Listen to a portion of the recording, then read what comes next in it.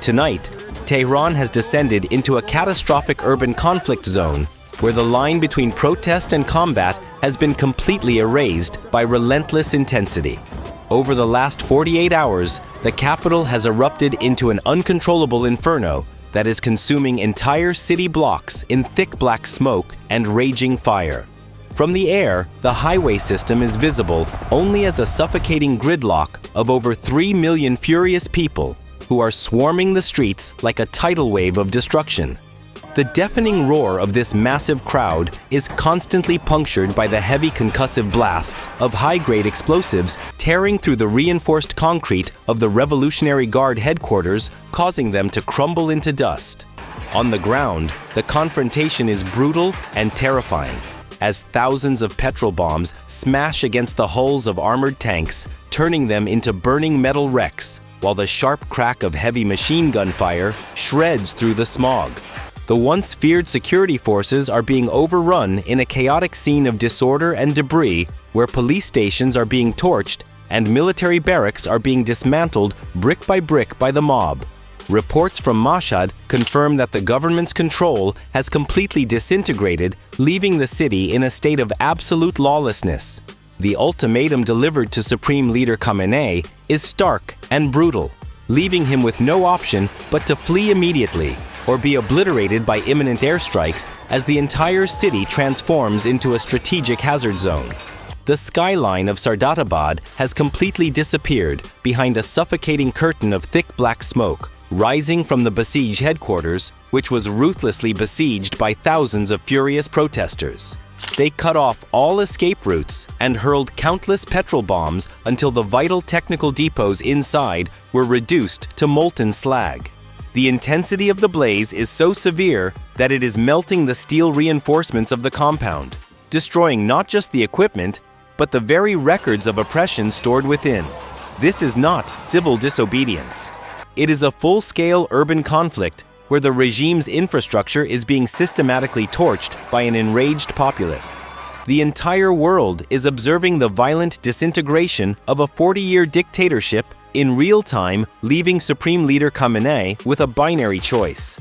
He must either surrender immediately to the will of the people or face total collapse by the threatened American air campaign. The fall of Andarzgu Street proved that the capital's defenses have fractured completely, confirming that the backbone of the state security apparatus has been snapped beyond repair. The streets of Tehran have turned into brutal battlegrounds where citizens are engaging in direct hand-to-hand combat with overwhelmed security forces.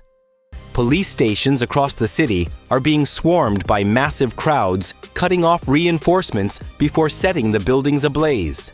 The air is thick with a toxic mix of tear gas and the acrid smoke of burning tires as the people fight back with unyielding determination, crushing police lines with improvised shields and batons.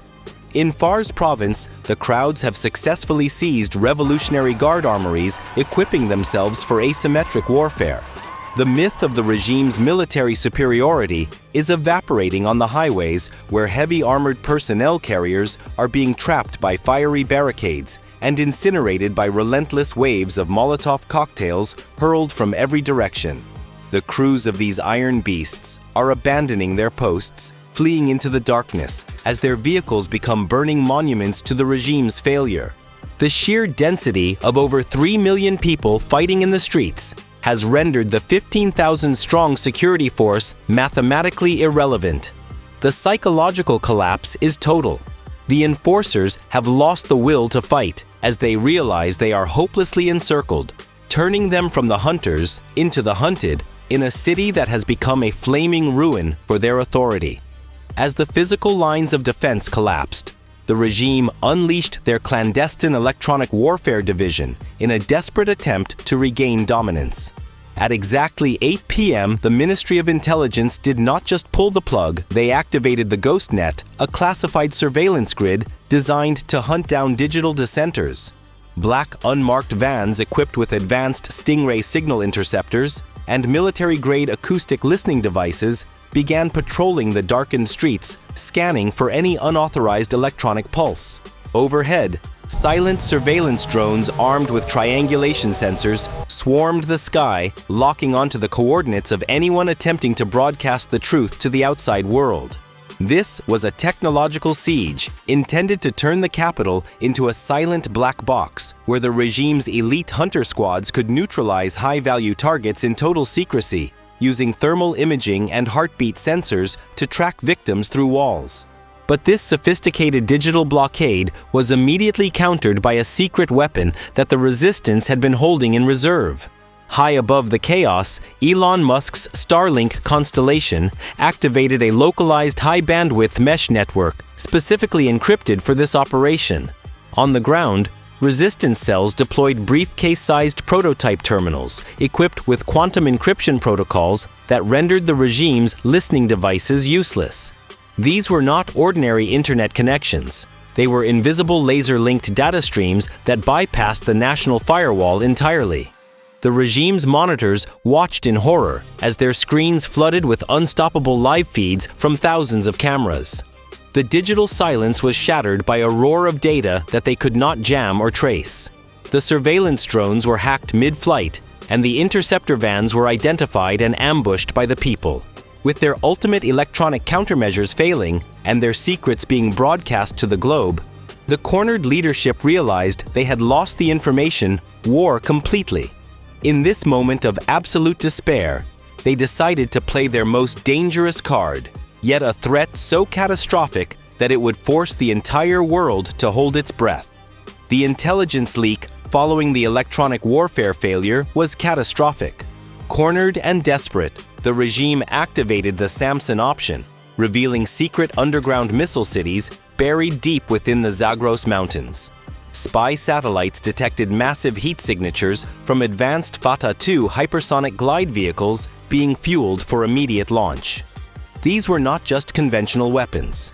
Intercepted data confirmed they were tipped with radiological dispersion devices, effectively turning them into dirty bombs.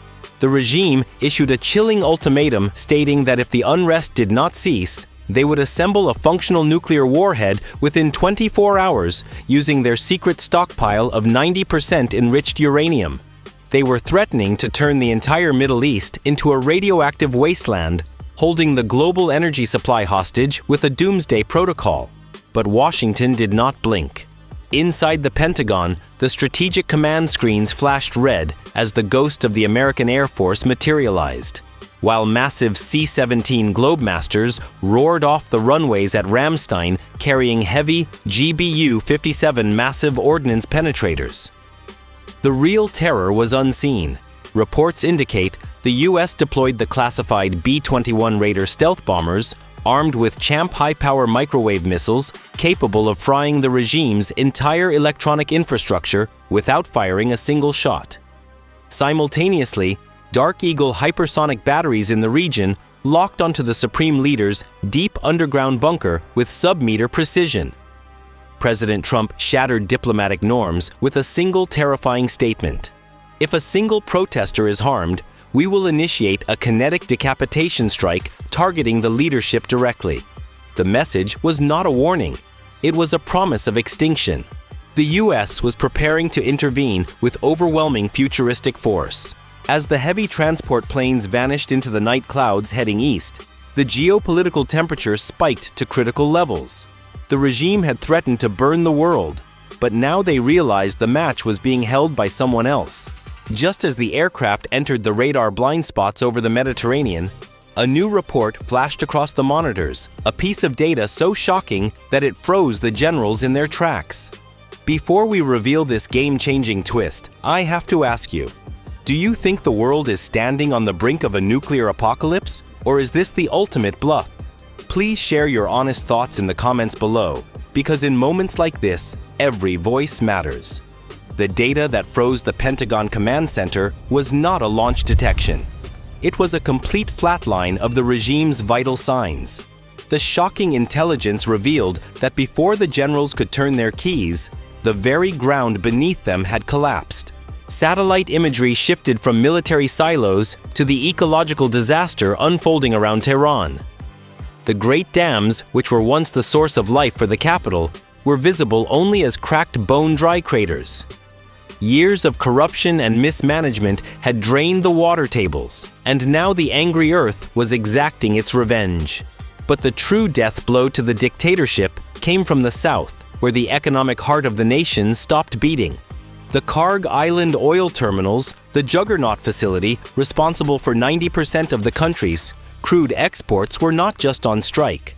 They were engulfed in a firestorm of biblical proportions. In a coordinated act of supreme sabotage, thousands of oil workers did not just walk off the job. They destroyed the control valves and set the pipelines ablaze, turning the regime's primary source of revenue into towering pillars of black smoke that choked the Persian Gulf. The impact was instant and devastating. The financial feed to the war machine was severed with the precision of a guillotine. The national currency. The rial did not just devalue, it evaporated. In the span of an hour, it became worthless paper, plunging the banking system into a dark void. This triggered an immediate chain reaction within the security apparatus. The mercenaries and loyalist militias who were preparing to defend the regime realized that their paychecks would never come. Loyalty has a price tag, and when the funding dried up, the guns were lowered. The shockwaves of this internal implosion traveled instantly to Moscow and Beijing, causing a geopolitical earthquake.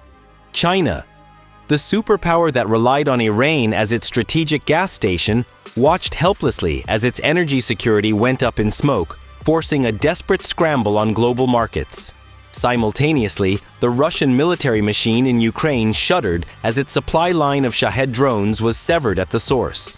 The factory floors were empty, and the logistics routes were blocked by burning barricades.